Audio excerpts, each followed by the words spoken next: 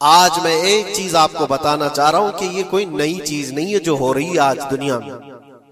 ये फैलने वाली है और कयामत के करीब हम आ चुके हैं। हो सकता है दुनिया पूरी जंगों के लपेट में हो, जो रसूल पाक सल्लल्लाहु अलैहि वसल्लम ने इरशाद फरमाया, कत्ल इतना बढ़ जाएगा कि 100 लोग हों तो 99 मर जाएंगे, एक बच जाएगा। कत्ल इतना बढ़ जाएगा, ये जंग की आग हो सकता है आसपास सब फैल जाए, जिसकी वजह से इस वबा में, इस बला में सब मुलविस होने लग जाएंगे। और एक बात ये भी याद रखो, चाहे जैसी भी हुकूमत हो, तारीख पूरी उठा करके देखना, जुल्म के बाद जो गुरूर और तकब्बुर में आकर फिरौन बनने की कोशिश करता है, उसका अंजाम अल्लाह ताला बहुत भयानक फरमाता है। ब्रदरान मिल्लत इस्लामी, अस्सलामु अलैकुम व रहमतुल्लाहि व बरकातुहू। अल्हम्दुलिल्लाह अल्हम्दुलिल्लाहिल हन्नानिल मन्नान अल्लज़ी खलक़ल इंसाना व अल्लमहुल बयान वस्सलातु वस्सलामु अला रसूलिही सय्यिदिल इंसी वल जान व अला आलिही व अस्हाबिही ज़विल खैरि वल इहसान, अम्मा बअद। फ़अऊज़ु बिल्लाहि मिनश शैतानिर रजीम, बिस्मिल्लाहिर रहमानिर रहीम। वज़ुरिबत अलैहिमुज़्ज़िल्लतु वल मस्कनतु व बाऊ बिग़ज़बिन मिनल्लाह, ज़ालिका बिअन्नहुम कानू यकफुरून बिआयातिल्लाहि व यक़्तुलूनन नबिय्यीन बिग़ैरि हक़्क़, ज़ालिका बिमा असौ व कानू यअतदून। सदक़ल्लाहु मौलानल अज़ीम। बारगाह रिसालत मुआब सल्लल्लाहु अलैहि वसल्लम में दुरूद पाक का हदिया पेश कर लें। अल्लाहुम्मा सल्लि अला सय्यिदिना व मौलाना मुहम्मदिन मअदनिल जूदि वल करम व आलिहि व अस्हाबिहिल किराम व इब्निहिल करीम व बारिक व सल्लिम सलातन दाइमतन सरमदन अबदा। इकबाल ने कहा है, सतीजा कार रहा है अजल से ता इमरोज, शरारे बूलहबी से चरागे मुस्तफवी। मतलब ये है कि शुरू के दिनों से ही इस कायनात में, इस दुनिया में एक मारका चलता आ रहा है। मारका मतलब जंग, मुकाबला। वो किस चीज का है? इकबाल कहता है, सतीजा कार रहा है अजल से ता इमरोज, शुरू से लेके आज तक एक मुकाबला चलता आ रहा है। वो मुकाबला किसका है? शरारे बूलहबी से चरागे मुस्तफवी का। मुस्तफ़ा करीम सल्लल्लाहु अलैहि वसल्लम की चिराग की रोशनी का मुकाबला अबू लहब की शरारतों के साथ।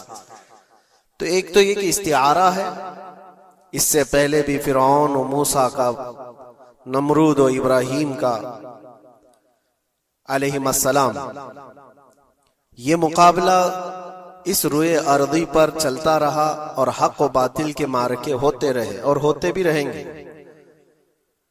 फी जमाना हम जो हालात देख रहे हैं पूरी दुनिया में, आज जंगों के हालात जो पेश किए जा रहे हैं, लोग तो अब ये खबरें ऐसे सुन रहे हैं, किसी के यहाँ बम गिरने की, मिसाइल गिरने की, तो ऐसा लग रहा है जैसे बच्चे पटाखे फोड़ रहे हैं। लोग यहाँ खबरें लेकर के मजे ले लेते हैं, फिर फॉरवर्ड कर देते हैं। मौत इतनी आसान हो गई है कि अल्लाह के नबी सल्लल्लाहु अलैहि वसल्लम ने 1400 साल पहले ये इरशाद फरमाया था कि एक जमाना आएगा कि हरज बढ़ जाएगा। तो सहाबा ने पूछा था, ये हरज क्या है? तो हुजूर अकरम सल्लल्लाहु अलैहि वसल्लम ने इरशाद फरमाया था कि कत्ल बहुत ज्यादा होगा। एक दूसरे का कत्ल इतना ज्यादा होने लगेगा कि लोग उसकी परवाह भी नहीं करते। आज मुझे आज बताओ, दुनिया पूरी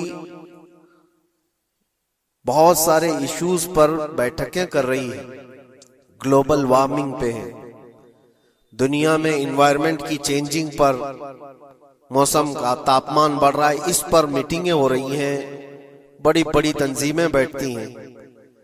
ये ढकोसला है ये दुनिया का, ये मगरिबी दुनिया, वेस्टर्न कंट्रीज का दिखावा है। ये एनिमल लवर्स को भी बाहर लेकर के आते हैं, उनको बहुत ज्यादा कवरेज दिया जाता है। ये कुत्ते से प्यार करने वाला है, ये मुर्गी से प्यार करने वाला है। जालिमों, 40,000 नहीं 50,000 लोगों को फिलिस्तीन में तुमने नाहक मार दिया, उस पर कोई बैठक नहीं करते। मौत इतनी आसान है इंसानों की। जंग जिससे है, मुकाबला जिससे है, तुम्हारा आपस में बराबर की ताकत का मुकाबला हो तो समझ में आए कि एक दूसरे की फौजों से मुकाबला है। इधर की फौज भी मर रही, उधर की फौज भी मर रही है, लेकिन निहत्ते बच्चों का क्या कसूर? बल्कि वो गोद में आए हुए अभी जिन्होंने शऊर की आंखें भी नहीं खोली, दूध पीते बच्चों के जो कत्ल हुए हैं। तारीख में आपने पढ़ा होगा फिरौन ने 12,000 बच्चों का कत्ल किया था, सिर्फ इस गुमान से कि उसने ख्वाब देखा था बनी इसराइल में एक बच्चा पैदा होगा जो उसकी सल्तनत को हिलाक कर देगा। ख्वाब की वजह से काहिनों ने उसको बताया था, उसने ख्वाब ये देखा था कि आसमान से एक तारा टूटकर उसकी गोद में गिरा और आग लग गई। तो नजुमियों ने उसकी ताबीर ये बताई थी कि बनी इसराइल में एक बच्चा पैदा होगा जो तेरी सल्तनत को हिलाक कर देगा। उस डर से बनी इसराइल में जो भी बच्चा पैदा होता उसको कत्ल करता था। उसने तकरीबन 12,000 बच्चों को कत्ल कर दिया था, इस डर से कि वो बच्चा तो ना पैदा हो जाए जो मेरी सल्तनत को हिलाक करने वाला है। और वो मूसा अलैहिस्सलाम थे, पैदा भी हुए और फिरौन के घर में ही पले। अल्लाह का निजाम है। लेकिन मैं यहां इसलिए बता रहा हूं, फिरौन जुल्म में पूरी दुनिया में मशहूर है। वो औरतों को भी जालिम इस तरह से मारा है कि जिसकी तारीख में मिसाल नहीं मिलती। लेकिन मैंने अपनी जिंदगी में देखा, आज के जमाने में इजराइल नाम से एक नाजायज हुकूमत पर काबिज शख्स ने 12,000 नहीं 50,000 लोगों को साल भर में कत्ल कर दिया। ये तारीख का भयानक चेहरा है। आज लोग इसको हल्के में ले रहे होंगे, न्यूज वाले एक तरफा रिपोर्ट करते हैं क्योंकि इनको इनके बाप दादाओं से डर है, जहां की खाते हैं वहां की गाते हैं। लेकिन बाद को ये सच्चाइयां जनरेशन में मुंतकिल होती रहेंगी, कभी तो आएगा कोई इंसाफ की नजर रखने वाला। और इंसानियत का कत्ल कितना बड़ा कत्ल है, एक शहर के 50,000 लोगों को कत्ल कर देना, और ऐसे कि वहां की इमारतें पूरे राख के मलबे में चली गई। सदियां लग जाती एक शहर को बसने में, एक घर को बनाने में आदमी की अपनी जिंदगी गुजर जाती है। क्या क्या अरमानों से घर बनाते हैं, लेकिन एक पल में किसी का घर उजाड़ दिया, उसके सामने तड़पते हुए उसके बाप की लाश हो, मां की लाश हो। वो तस्वीरें क्या आपने नहीं देखी कि एक बाप छोटी सी बेटी को लेकर के दौड़ रहा है, तो उसका बेटा अलग पैर और हाथ जले हुए बम से तड़प रहा है। वो किसके दर्द को देखे? यहां तक कि मैंने देखा कि बेटी को बाप ये नसीहत कर रहा है, थोड़ा और सब्र कर ले बेटा, शहादत मिलने वाली है। कौन करता है ये? मौत से पहले अपने बच्चे को इतनी तलकीन कर दे। हालात ऐसे। दूसरे एक कि वहां पर खाने पीने की ऐड कोई जा नहीं सकती, उस पर पाबंदी। दवाइयां ना जाए, उस पर पाबंदी। दुनिया का कोई कानून इस चीज को जायज ठहराता है? मुझे बताओ, आतंकवाद का राग अलापने वाले इन बातों को क्या कहेंगे? इंसानियत अगर कहीं है तो उसका तस्वुर तो करो। किसी के फंडामेंटल राइट्स होते हैं, बेसिक राइट्स होते हैं, खाना पीना, ये उसका इंसानी हक है। दुश्मनी तुमसे जिनकी है उनके साथ मुकाबला करो, आम शहरियों के साथ नहीं। मुखबिर सादिक रसूल अकरम सल्लल्लाहु तआला अलैहि वसल्लम की तालीमात देखो। जिहाद को लेकर जो प्रोपेगेंडा तुम फैलाते हो और हर चीज को जिहाद का लफ्ज दे करके एक ऐसा नैरेटिव क्रिएट करते हो कि लोगों के दिमाग में एक प्रोपेगेंडा फैल जाए। आओ मैं सुनाता हूँ, रसूल पाक सल्लल्लाहु तआला अलैहि वसल्लम जब सहाबा जिहाद में जाते तो उनको किन बातों की तलकीन करते थे। सबसे पहले मुजाहिदीन सहाबा से कहते, जिस जगह तुम जा रहे हो मुकाबला तुम्हारा जिनके साथ है उन्हीं से मुकाबला करना। जो तुम्हारे खिलाफ तलवार उठाए उसके खिलाफ तुम तलवार उठाओ, और रास्तों पर बैठे हुए बूढ़ों को हाथ ना लगाना, किसी औरत के साथ छेड़छाड़ ना हो, हामला औरतें अगर कैद में आ जाएं तो उन्हें छोड़ देना। ये हुजूर पाक सल्लल्लाहु अलैहि वसल्लम की तालीमात है। हत्ता के रसूल करीम सल्लल्लाहु अलैहि वसल्लम ने फरमाया, जिस शहर में तुम्हारा गलबा हो जाए, तुम गालिब आ गए वहां की फौज पर, तो वहां के रहने वालों के बच्चों को ना जुल्म करना, उनको ना पकड़ना। फिर तालीमात में ये है, वो चाहे जिस मजहब के भी लोग हैं, उनके माबदों को, उनकी इबादत गाहों को खत्म नहीं करना, उनकी इबादत गाहों को तोड़ फोड़ ना करना जिस शहर में तुम जा रहे हो। यहां तक कि हुजूर अकरम सल्लल्लाहु अलैहि वसल्लम की तालीमात तो देखो, हुजूर ये तक फरमाते थे मुजाहिदीन सहाबा को कि जिस शहर में तुम जा रहे हो वहां के दरख्तों के पत्ते भी ना उखाड़ना, दरख्तों को भी ना नुकसान पहुंचाना। जंगी तालीमात को आज कोई नजर में नहीं रखता है। दुनिया कहती है कि जंग के दौरान भी कुछ उसूल होते हैं, लेकिन कोई उसूल नहीं। हमने देखा है जिसकी ताकत है उसका बोलबाला है। ये दुनिया उनके खिलाफ कभी कोई बात नहीं करती। आज से तकरीबन 20 साल पहले भी इराक की क्या हालत थी आपने देखा होगा। एक झूठे प्रोपेगेंडे की वजह से पूरे इराक को तबाह किया गया। आज तक वो संभल नहीं पाया। न्यूक्लियर पावर इराक के अंदर मौजूद है, उसके रिएक्टर वहां पर मौजूद है। क्या क्या चीजें उस जमाने में फैलाई गई। सोशल मीडिया तो नहीं था उतना। दुनिया ने ये मान लिया कि हाँ दादा कह रहा है तो होगा, और हमला किया इसी बुनियाद पर। 20 साल हो गए, आज तक इराक में कोई न्यूक्लियर पावर प्लांट नहीं नजर आया, कहीं नहीं। एक झूठे प्रोपेगेंडे की वजह से वहां के कितने लाख लोगों को बेघर होना पड़ा है पता है। कुछ जगह ऐसी हैं जहां बम बरसाए गए, आज तक वहां कोई सब्जा नहीं उगता, कोई वहां पर फसल नहीं होती। मैंने खुद अपनी आंखों से देखा एक नया मैदान जिसपे लोग फुटबॉल खेलते थे, चंद सालों के बाद देखो तो पूरा मैदान कब्रों से भरा हुआ है। कब्रें हैं वहां पर, पूरी कब्रें। लोगों को जनाजा उठाने के लिए लोग नहीं मिलते। मौत इतनी आम कर दी गई थी। इन बातों को कोई कहता है? आपने सुना कभी अबू गुरैब जेल के मुतालिक? कैदियों के साथ जो वहशियाना सुलूक किया इन गोरों ने, अल्लाह की पनाह, बहुत सख्त किस्म के, दुनिया में बदनामे जमाना जेल उसको कहा जाता है। हर तरह की वहां पर कैदियों के साथ आजमाइशें हुई, हर तरह की। उन पर कुत्ते छोड़ देना, उनकी शर्मगाहें काटना, उन पर पेशाब करना, हर चीज जो इंसानियत सोज है, इंसानियत को जला देने वाली, ये सारी हरकतें की गई। दुनिया खामोश है उस सिलसिले में। क्यों? सुपर पावर के 1000 गुना भी हजम कर लिए जाते हैं।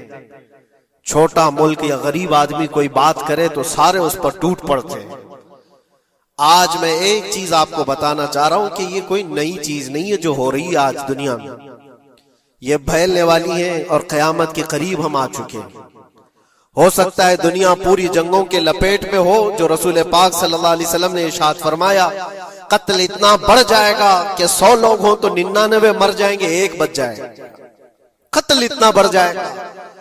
ये जंग की आग हो सकता है आसपास सब फैल जाए, जिसकी वजह से इस वबा में, इस बला में सब मुलविस होने लग जाएंगे।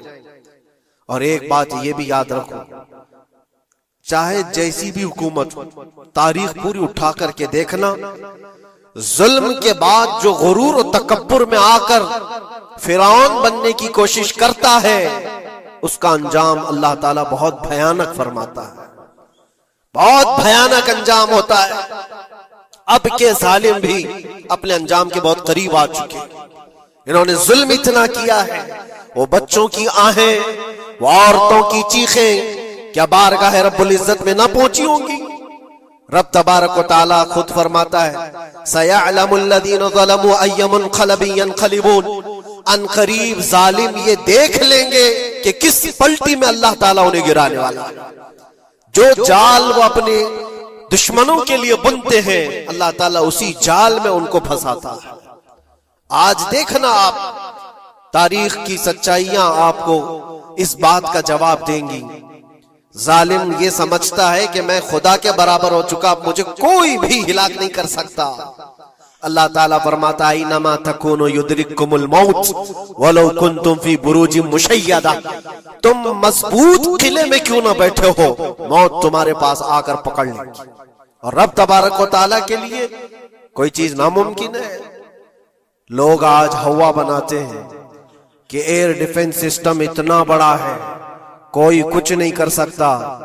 एक छोटे से पिद्दे से एक नाजायज कंट्री को महफूज दिखाने के लिए दुनिया पता नहीं क्या क्या बातें वायरल करती है। इजराइल के पास आयरन डोम है, एयर डिफेंस सिस्टम इतने बड़े हैं, कोई नहीं आ सकता। वो खुदा है? कोई खुदा है? लेकिन दुनिया आज देख रही है, बहुत सारी चीजों को देख रही है।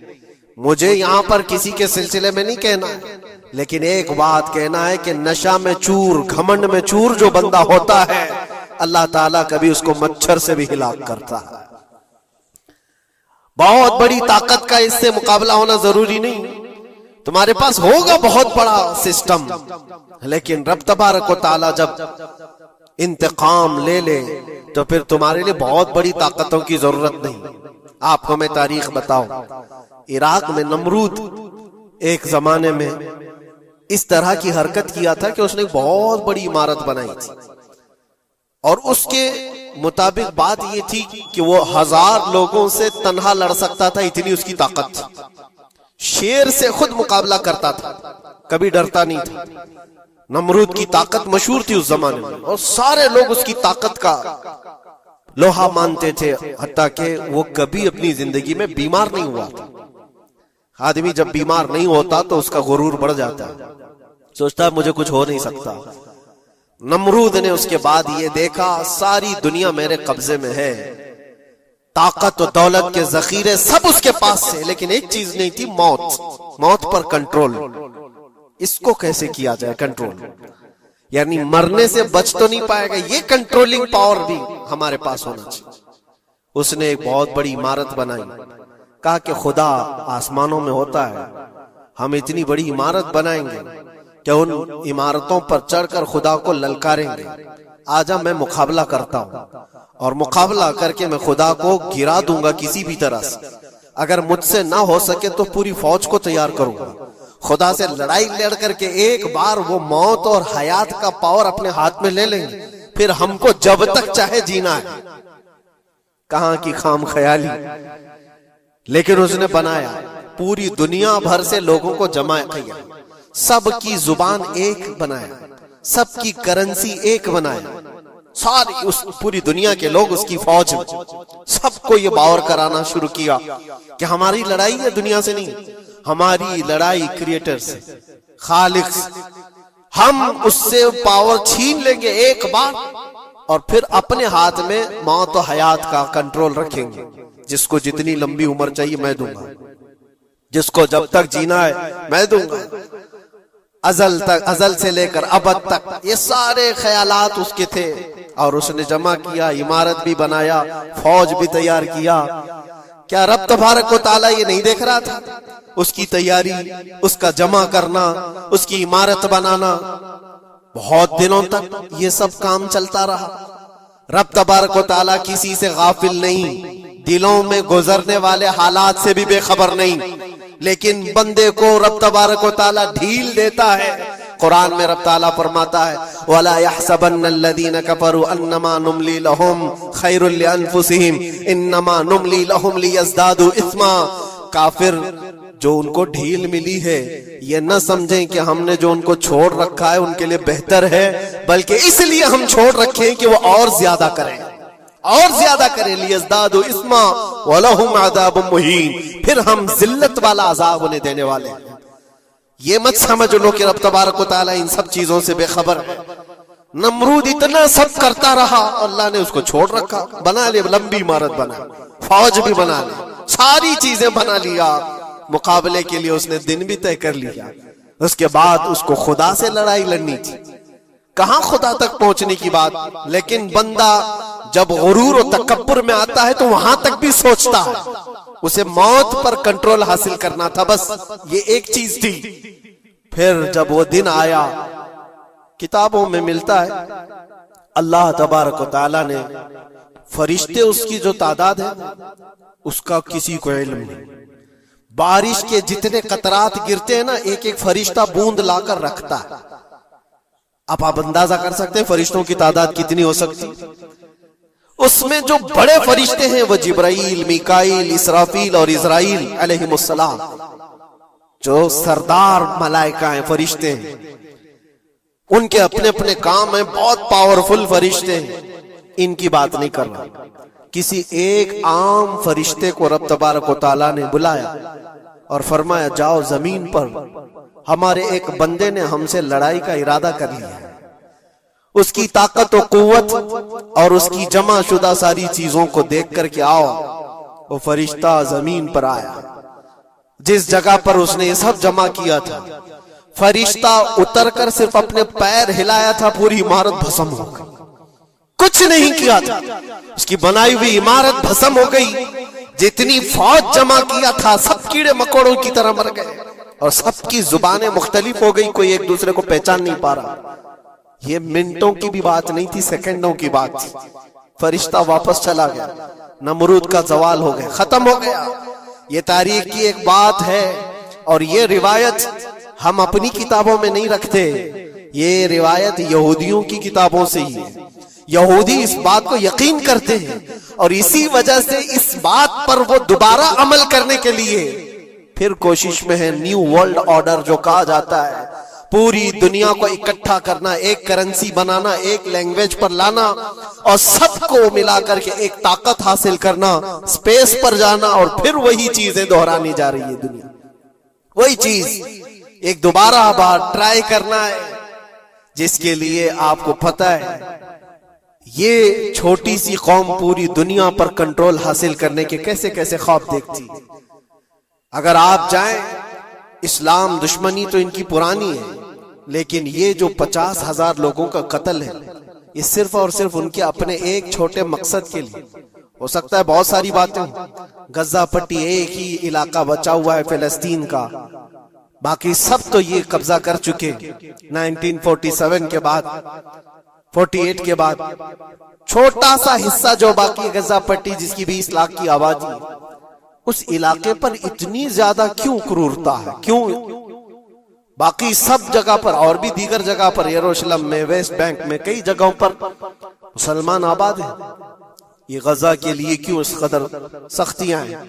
दुनिया को बताने के लिए तो ये एक आतंकवाद जमात है हमास, जिसका मुकाबला करने के लिए हम ये हमले कर रहे हैं। लेकिन आज तक ये दुनिया को बता नहीं सके कितने हमासियों को कत्ल किया, कितने हमास के लोग पकड़े गए, कितनों को मारा गया, चंद होंगे। लेकिन उसके बदले में जो भारी कीमत चुकाई हो गजा के निहत्थे लोगों ने, 50,000 लोगों का कत्ल, ये तो रिकॉर्ड पे दिख रहा है। बाकी अल्लाह वाला, बाकी कितने हैं जिनकी तादाद मिल ना सकी हो। बाज दानिश्वरों ने यह भी बताया उसको सिर्फ और सिर्फ एक कैनल बनाना है जो दुनिया की ट्रेडिंग पर कब्जा हासिल करने के लिए। जो सुएज कैनाल है इजिप्ट का, जिससे मेडिटेरियन सी से लेकर के गुजरते हैं, 2 समंदरों को जोड़ने के लिए एक कैनल है मिस्र में, इजिप्ट में, जहां से इजिप्ट हर गुजरने वाले जहाज से टैक्स लेता है, हर गुजरने वाले जहाज से एक भारी कीमत लेता है, जिससे ट्रेडिंग पर असर भी रहता है। और जब वो चाय बंद करे, 2 मरतबा उसने बंद भी किया था तारीख में 1950 के बाद। और ये ख्वाब देखता है इजराइल कि हम अपनी ही जगह से एक कैनल बना ले तकरीबन 300 किलोमीटर, जिसके लिए उसको गजा हासिल करना बहुत जरूरी है। ये बाज लोगों की अपनी तहकीक है। तो क्या कोई अपने मफाद का हासिल करने के लिए 50,000 लोगों का कत्ल कर सकता है? दुनिया को यह भयानक चेहरा भी तो मालूम होना चाहिए। अगर उनको कोई रास्ता बनाना है तो उसके लिए इंसानियत का कत्ल करना। मैं आपको एक बात अर्ज किए देता हूं, कुरान पाक ने जो फरमाया वो हक है, 100% हक है। अल्लाह ने फरमाया, मैंने खुतबे के बाद जो आयत पढ़ी, वदुरिबत अलैहिमुल ज़िल्लतु वल मस्कनत, अल्लाह फरमाता है उन पर जिल्लत और गुर्बत लिख दी गई। किस पर? यहूदियों के मुताबिक। वबाउ बिग़ज़बिन मिन अल्लाह, और अल्लाह के गजब में रहेंगे वो हमेशा। आप सूरह फातिहा में पढ़ते हैं ना, गैरिल मग़दूबि अलैहिम वलद्दालिन। मग़दूब का मतलब क्या है? जिन पर अल्लाह का गजब हुआ, और वो यहूद कौम है। कुरान पाक की मैं आपको बात बता रहा हूं। और अल्लाह ताला फरमाता है वजह क्या है, ज़ालिका बिअन्नहुम कानू यकफुरून बिआयातिल्लाह, वो इसलिए कि अल्लाह की निशानियों को ठुकराते, व यक़्तुलून अन्नबिय्यीन बिगैरि हक़, और अल्लाह के नबियों को ना हक कत्ल करते। अब दुनिया को यह अफसोस हो रहा होगा, जैसे मैंने अभी बताया 50,000 लोगों का कत्ल वहां कर दिया, ईरान में घुस गया, शाम में घुस गया, लेबनान में घुस गया, हर जगह मार मार मार और लोगों का कत्ल। मेरे अजीजों, ये तो आम लोगों का कत्ल है, और कुरान ये कहता है ये वो कौम है जो अल्लाह के नबियों को कत्ल करती थी। और तारीख में है तकरीबन 10,000 नबियों को इन्होंने कत्ल किया है। 10,000 नबियों को इन्होंने कत्ल किया है, सिर्फ अपनी मनमानी बात न पाए जाने की वजह से। हजरत ज़करिया अलैहिस्सलाम की बात मालूम है, ये तो बैतुल मुक़द्दस के मुतवल्ली थे। ज़करिया अलैहिस्सलाम बैतुल मुक़द्दस के इमाम थे, जिनका जिक्र है कुरान पाक में। हजरत ज़करिया अलैहिस्सलाम के पीछे यही कौम जो उनकी उम्मत में थी, यहूदियों के लिए भी वो मुक़द्दस नबी थे। लेकिन इन जालिमों ने हजरत ज़करिया अलैहिस्सलाम को दुश्मनी में रख करके ऐसा कत्ल किया था, अल्लाहु अकबर। ज़करिया अलैहिस्सलाम इनसे भाग करके निकले थे और एक दरख्त को जाकर कहा, ए दरख्त खुल जा, मैं तुझ में आता हूं। दरख्त खुल गया, हजरत ज़करिया अलैहिस्सलाम उसमें अंदर चले गए, दरख्त फिर बंद हुआ। तारीख में मौजूद है, इब्लीस लाइन ने, शैतान मरदूद ने यहूदियों को रास्ता भी बताया और दरख्त भी बताया कि इसके अंदर ज़करिया छुपे हुए, इसके अंदर ज़करिया है। यहूदियों ने तेज आरी लेकर के दरख्त को ऊपर से काटना शुरू किया कि दरख्त के 2 टुकड़े होंगे तो ज़करिया अलैहिस्सलाम तक भी पहुंच जाएंगे। उन्होंने आरी से काटते काटते काटते उनके सर तक पहुंचा दिया।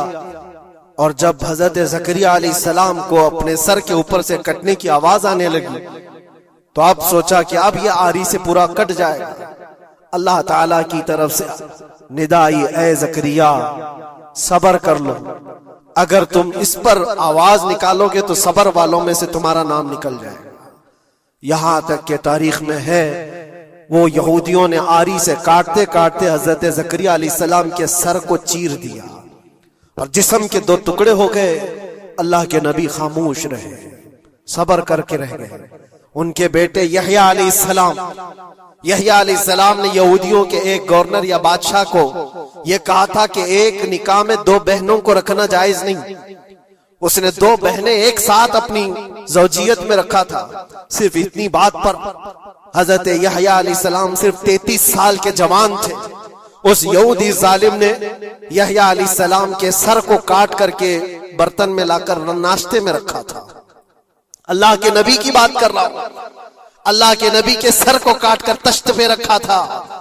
लेकिन तारीख की सच्चाइयां बताती हैं कि वो कटे हुए सर से यहया अलैहिस्सलाम बोलते थे, ए जालिम, अब भी मैं कहता हूं एक निकाह में 2 बहनों को रखना हराम है, हराम है। ये अल्लाह के नबियों की जिंदगी में बता रहा हूं जिनके साथ इन्होंने किया। ईसा अलैहिस्सलाम, ये पागल ईसाई जो आज उनकी कपड़ों में जाकर बैठे हुए होते हैं, जबकि जिंदगी भर ये लड़ते रहे हैं। कुरान भी कहता है वक़ालतिल यहूदु लैसतिन नसारा अला शै वक़ालतिन नसारा लैसतिल यहूदु अला शै। दोनों लड़ते थे। यहूदी कहते ईसाई कोई चीज ही नहीं, ईसाई कहते थे यहूदी कोई चीज ही नहीं। इनकी जंगें इतनी खतरनाक हुई, ये सब लिपापोती करके आज दिखाते हैं कि हम सब एक हैं। बहुत गहरी दुश्मनियां इनके दरमियान थी। ईसाईयत, हजरत ईसा अलैहिस्सलाम को क्या किया गया? जब उन्होंने अपने पैगामात फैलाए तो ईसा अलैहिस्सलाम को भी कत्ल करने का मंसूबा यहूदियों ने बनाया था और पूरे लोग आकर हजरत ईसा अलैहिस्सलाम के घर को घेराव कर लिए। ईसा अलैहिस्सलाम को उस रात अल्लाह ताला ने आसमानों पर उठा लिया और एक यहूदी को अंदर देखने के लिए भेजा था यहूदियों ने कि जाकर देखो ईसा है कि नहीं। तो अल्लाह ताला ने वो आए हुए यहूदी को ईसा अलैहिस्सलाम की शक्ल दे दी, ईसा अलैहिस्सलाम को उठा लिया। यहूदी जो बाहर खड़े मुंतजिर थे, हमारा आदमी अंदर गया है देखने के लिए, मारने के लिए, कत्ल करने के लिए, अभी तक आया नहीं। तो सब के सब अंदर घुस गए। देखा वो आदमी बैठा हुआ है, उसी को पकड़कर लाकर सूली पर चढ़ा दिया ईसा समझ करके। लेकिन इत्तेफाक ये है कि उसको पूरी शक्ल नहीं दी गई थी, आधी शक्ल ईसा अलैहिस्सलाम की थी और आधी उसकी खुद की थी।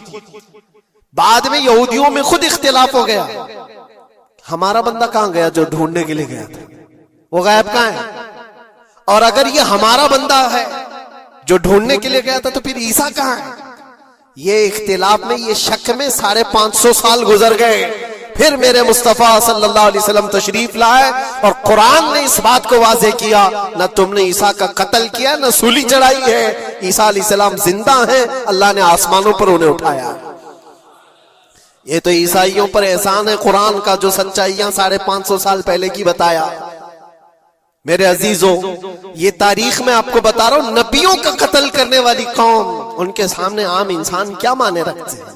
ये दुनिया की सारी कौमों को हकीर समझने वाली कौम, दुनिया के पूरे जखीरों को अपनी मिल्कियत समझने वाली कौम, उनका अकीदा है ये दुनिया का जितना गोल्ड है, जितना सोना है, उस पर सिर्फ और सिर्फ उनकी कौम का कब्जा होना चाहिए, पूरी दुनिया को। आपको पता है मदीने तैयबा में हुजूर पाक सल्लल्लाहु अलैहि वसल्लम की आमद से पहले ये सब के सब मदीने में बसे हुए थे, 550 साल से इंतजार कर रहे थे हुजूर के आने का। दूसरी कौमों को डराते थे, क्यों?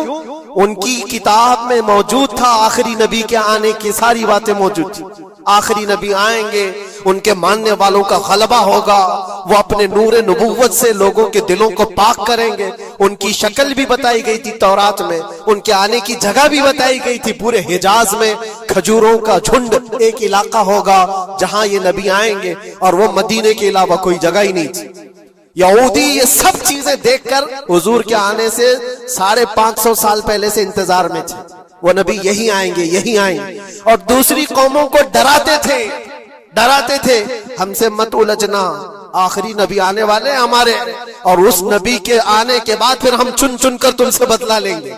और जब कभी मुसीबत आती तो अल्लाह से दुआ भी ये करते थे कि अल्लाह वो आखिरी नबी जो हमारे इलाके में आने वाले हैं, उनके सदके में तू हमारी बलाओं को दूर कर। ये वो कौम है जो हुजूर आखिरुन नबीयीन सल्लल्लाहु अलैहि वसल्लम के इंतजार में वक्त काट रही थी। लेकिन हुआ ये, उनका अकीदा ये था कि आखिरी नबी तो बनी इसराइल में ही पैदा होंगे, हमारे खानदान में पैदा होंगे। इन्होंने ठेका ले रखा है आखिरी नबी कहां पैदा होंगे ये फैसला करेंगे। अल्लाह तबारक व तआला ने आखिरी नबी हमारे आका सल्लल्लाहु अलैहि वसल्लम को बनी इसराइल में नहीं, बनी इस्माइल में पैदा किया, इस्माइल अलैहिस्सलाम की औलाद में पैदा किया। और ये इस्माइल अलैहिस्सलाम की औलाद पूरे अरब में आबाद थी। अरब में पूरी आबादी इस्माइल अलैहिस्सलाम की थी। मक्का को आबाद किसने किया? इस्माइल अलैहिस्सलाम। इस्माइल अलैहिस्सलाम की औलाद पूरे मक्का में, आसपास सब इलाकों में आबाद, सारी जितने भी नस्ब है वो इस्माइल अलैहिस्सलाम तक पहुंचते हैं, अरब वालों के। और ये यहूदी बनी इसराइल है, यानी याकूब अलैहिस्सलाम की औलाद में से। और ये दूसरों को हकीर जानते थे। जब तक ये लोग अरब में थे, मदीने में थे, इन्होंने हर एक को हिकारत से देखा। अरबों से इनके ताल्लुकात ऐसे नहीं थे, आम लोगों से कहते हमारे से बात करने के काबिल नहीं है, सबको उम्मी कहते थे, अनपढ़, जाहिल, ऐसे अल्फाज से अरबों को पुकारते थे। अरबों से अगर इनके ताल्लुकात होते भी तो बड़े बड़े टॉप लीडर जो होते हैं अरबों के, बस उनसे ताल्लुकात थे। आम लोगों को गिनते ही नहीं, कचरा कहते थे। बनी इस्माइल को जब ये कचरा कहते थे, और बनी इस्माइल में जब आखिरी नबी पैदा हो गए तब क्या कहने लगे पता है? कहते नहीं, ये गलत हो गया, आखिरी नबी तो बनी इसराइल में पैदा होने वाले थे। ये जिब्राइल ने शरारत किया और बनी इस्माइल में जाकर के नबूवत दी थी। कुछ तो ये कहने लगे, कुछ तो कहने लगे वो है ही नहीं आखिरी नबी। लेकिन कैसे इनकार करते? कुरान कहता है यारिफूनहु कमा यारिफून अबनाअहुम, उस रसूल को वो ऐसे पहचानते थे कि अपने बेटों को भी नहीं पहचानते। उनके बेटों के सही होने पर भी उनको इतना यकीन नहीं था कि हमारा ही बेटा है या नहीं, लेकिन हुजूर को देख करके यकीन था कि आखिरी रसूल ही, आखिरी रसूल होने की सारी निशानियां उन्होंने जो पढ़ी थी वो सब हुजूर के पास मौजूद थी। इसीलिए तो मेरे अजीजों, जो सहाबा यहूदियत से इस्लाम में आए, उन्होंने सब निशानियां देखी। हजरत सलमान फारसी की बात बता, वो ईसाइयत में थे, सालों उन्होंने ईसाइयत में गुजारे और उन्होंने भी यही सब बातें सुनी थी। यसरब एक इलाका है हिजाज में, खजूरों के बागात का झुंड है, वहां पर आखिरी नबी वहीं आने वाले। तो ये कहां से आए थे? सलमान फारसी इराक से आए थे, मदीने में आकर गुलाम बन गए, एक खजूरों के बाग में काम करते थे बरसों तक। फिर वो वक्त आ गया जब हुजूर पाक सल्लल्लाहु तआला अलैहि वसल्लम मक्का से हिजरत करके मदीने आए थे। मस्जिद कुबा जहां है वहां 14 दिन तक हुजूर क़याम किए हुए थे।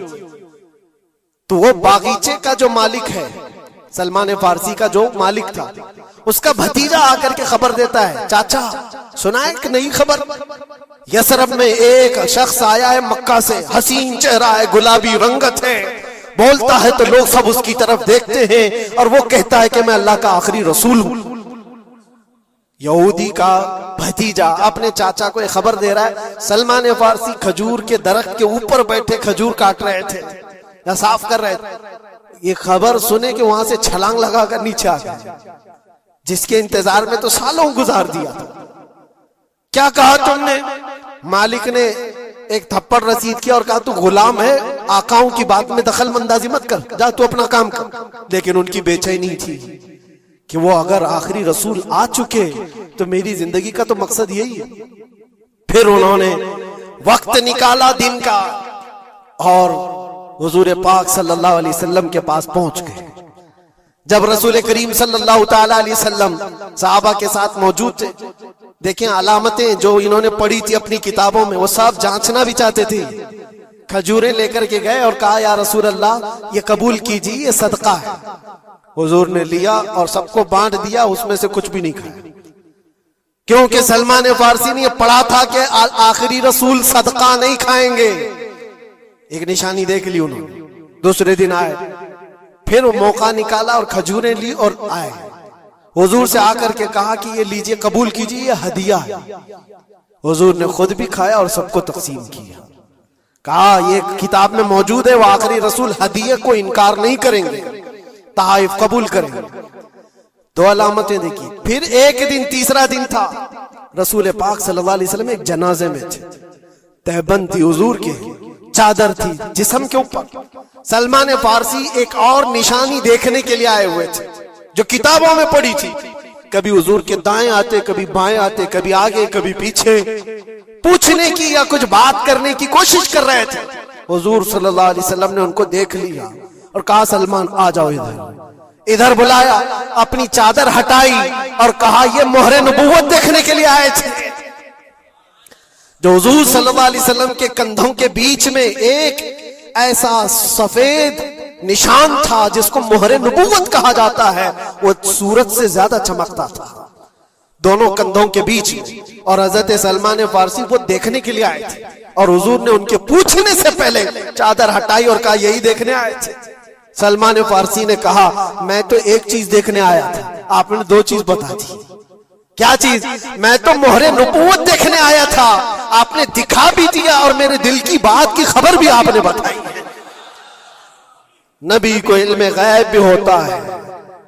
और सलमान फारसी ने कलमा तैयबा पढ़ लिया। उसी सलमान फारसी को आजाद कराने के लिए मेरे आका सल्लल्लाहु अलैहि वसल्लम ने सहाबा के साथ मिलकर के 500 खजूर के दरख्त लगाए थे और एक बागीचा दे करके उस यहूदी से आजाद करवाया था।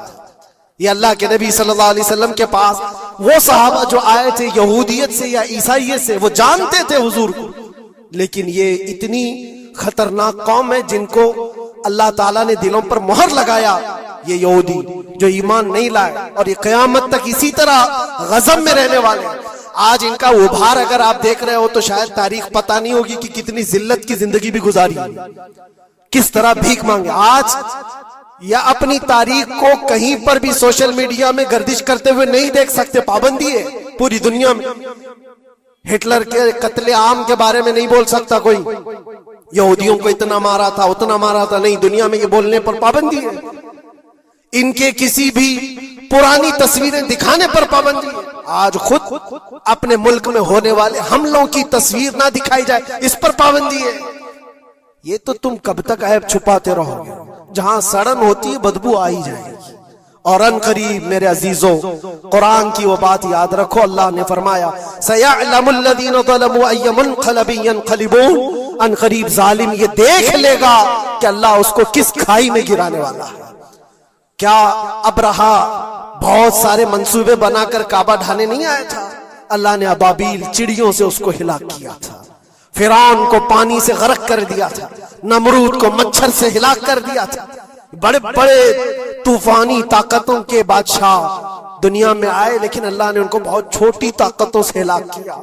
लोग आज ये मुकाबला कंपैरिजन करते हुए बैठे रहते हैं, एक तरफ ईरान है, एक तरफ गजा है, एक तरफ सुपर पावर हुकूमतें हैं। ये सारे कंपैरिजन दुनिया के हो सकते हैं, लेकिन रब तबारक व तआला की बादशाहत और उसकी सल्तनत जब इंतकाम पर आ जाए तो फिर मेरे अजीजों किसी मुल्क की भी जरूरत नहीं, सिर्फ हवाओं से मौला ताला ताकतों को खत्म फरमा देता। दुनिया में फैले हुए एक कोरोना को तुम काबू में नहीं कर पा रहे थे। एक छोटा सा कीड़ा होगा, एक बैक्टीरिया होगा जिसको कंट्रोल में ना ला सके और करोड़ों मौतें हो गई। कौन था ये? मौतों पर कंट्रोल तुम्हारे पास क्यों नहीं आया? सुपर पावर ताकतें बेबस नहीं थी? 2 साल पहले नहीं देखा आपने? और रब तबारक व तआला जब चाहे तो ये पकड़ जालिमों के साथ फरमाएगा।